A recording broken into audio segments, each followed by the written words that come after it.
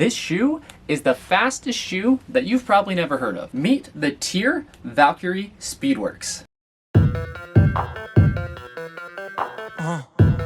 What's up everybody, I'm Eric McIntyre, aka Rad Dad Bod, and today you're watching Rad Dad Bod TV, where we review running shoes. Today we're going to be talking about the TYR Valkyrie Speedworks, which is TYR's lightweight daily trainer or speed work option. That wasn't already evident from the name of the shoe. Now, if this is your first time watching one of my videos, feel free to jump around, and if you look at the description below, you'll see different timestamps for the different aspects of the shoe. But if you do choose to jump around, I would sure appreciate if you came back and watched the full video or left a like or comment on the video, just because I put in a lot of work to make sure that these reviews are comprehensive and good for you. To kick off today's video, let's go through some disclaimers and disclosures.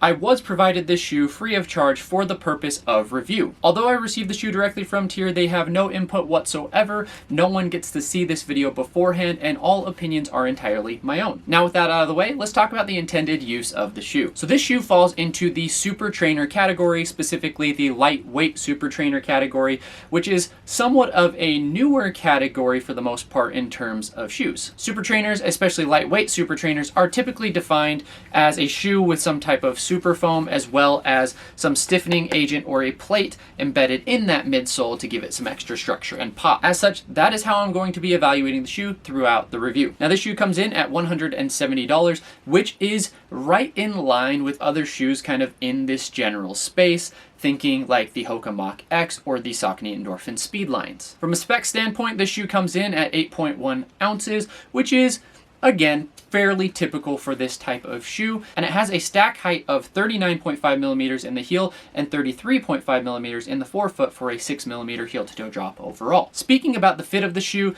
this is a, for the most part, accommodating fitting shoe. I would say it fits true to size, though slightly short, not enough for most people to have to size down unless they were already pushing their regular size. So I typically wear a men's 10.5, and I like the fit of a 10.5 in these. I found that the overall width of the shoe is accommodating but not wide, but you're certainly not going to feel like your foot is being squished into the shoe. One thing that I did note when running in the shoe is occasionally as I sped up, my toes would kind of bump against the front of the shoe. So although they do fit true to size lengthwise, there is a little bit of a potential volume issue in the toe box, though I don't believe, again, it is the length itself so much as maybe the height of the overall shoe. Moving to the upper of the shoe, this is an alpha weave mesh, which is a very, very breathable and lightweight material. And as you can see, you can actually see my fingers and you can see your foot in the shoe, which is typically a good sign of breathability. Though the materials are lightweight, there is good structure in the heel counter, as well as good lockdown in the midfoot, because you do have kind of a fully gusseted tongue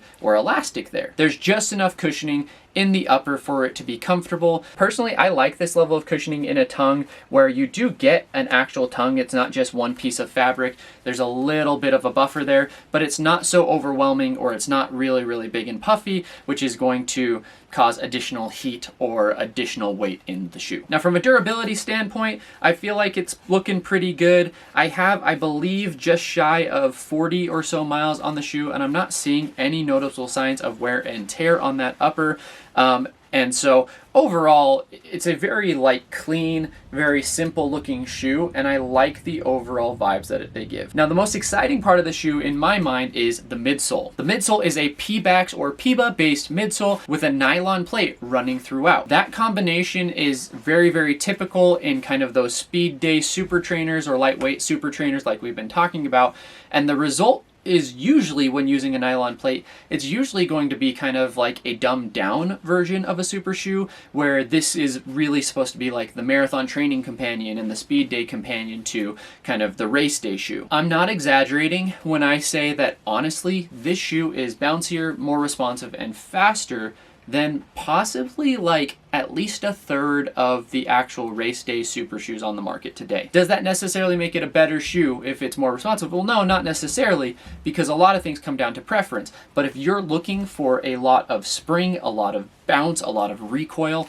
this shoe is spot on. The shoe kind of has a similar geometry to kind of the original Saucony Endorphin line, the Saucony Endorphin Pro 1 and 2, and the foam feels that way. It's very, very bouncy. It's kind of that beaded PIBA where it really compresses and is very, very springy. Now, because of that, this shoe has a really hard time going slow and feels very comfortable going fast. When thinking of kind of super trainers, a lot of the times they're used more for the tempo range of running, but I actually think these are better used for shorter intervals and potentially like the 5K and 10K. The shoe is definitely not one that I could see myself doing easy miles in, and I did try just for the sake of testing. And for me personally, it might be a little bit too bouncy to kind of take for those longer distances, though the first few miles or first half of the race would definitely feel very comfortable and very bouncy. The rocker pattern does kind of push you onto your toes, so I could see forefoot strikers maybe being most comfortable in this, but as a midfoot striker, and when I really fatigue on longer races, tend to fall back a little bit on my heels, it still is a very comfortable ride, but there's a noticeable difference, and this is why I think I prefer it at those faster paces where I tend to be a little bit more on the forefoot. As you can imagine, with a foam this bouncy, you're not going to get a lot of stability with the shoe, so definitely if you have overpronation issues, I would not necessarily recommend this for you. Moving on to the outsole, I'm actually unsure what the rubber compound is, but I would probably just call it a durable rubber for the most part, and the grip on these shoes is really good. I ran in some rain, kind of wet terrain, nothing crazy slick, but for the most part I didn't experience any slippage or any issues with the outsole itself. Again, it's not like I have hundreds of miles on these shoes, but there's little to no wear on the outsole, and typically I kind of get some shaving here in the back. Now, as far as who is this shoe for, I think this shoe is a really good option for people who are looking for a very bouncy, very responsive shoe that they can use for interval sessions. The other people that might really enjoy this shoe are those who are looking for a race day option, especially in kind of that 5K to half marathon range, but they don't want to spend super shoe dollars where a lot of them are 200 plus, closing in on $300 nowadays. So with a $170 price point, a shoe that is more responsive, again, than like half of the running shoes or half of the super shoes out there this year, very, very good kind of budget super shoe option for people who are looking for something like that. And I honestly don't think that you would really be giving much up in that scenario, especially if this is the type of bounce that you prefer in a shoe. I do want to be clear, because TYR kind of plays in the triathlon as well as the CrossFit space, this is not a shoe that you probably want to be lifting in or doing metcons in. I think having kind of that stabilization of the nylon plate in there may trick some people. I know other brands like Noble have some shoes that kind of can do a little bit of everything. The foam in this, in my opinion, would compress and squish far too much for real kind of weight room work, and I would worry about the ankle stability and whatnot that you would need to develop that kind of power in the weight room. So for that reason, just because the brand does kind of play in the CrossFit space does not mean that this shoe can play in the CrossFit space unless the workout is simply running. Now, from a comparison standpoint, I think that, again, this shoe feels a lot like, both from a geometry and from an overall underfoot feel standpoint, to early Endorphin Speed and Endorphin Pro models. As far as how it compares to the current Saucony Endorphin line, well, the foam in the Saucony Endorphin Speed 4 kind of is similar overall, but the way that they utilize the geometry of this shoe causes the Speed 4 to be a lot more stable than the Speedworks. The other thing is the Speed 4 fits a lot more narrow, so if you really kind of like the overall feel of the Saucony PIBA foams, but Sauconys are just running a little too narrow for you, then I would encourage you to check out the Speedworks because they are far more accommodating overall in fit. Comparing it to another super trainer that's on the market today, the Brooks Hyperion Max, the actual like midsole geometry, you can see the rocker pattern, or where the rocker kind of starts, is somewhat similar. So the geometry kind of lines up. The difference is that the DNA Flash kind of nitrogen infused foam is going to have a lot firmer feel. And if I had to guess, the plate or the plastic plate in the Hyperion Max 2 is probably a little bit thicker overall, because you can feel it a little bit more. So this shoe is going to be very squishy and bouncy, and this shoe is going to be a little bit firmer, but give you similar levels of kind of pop.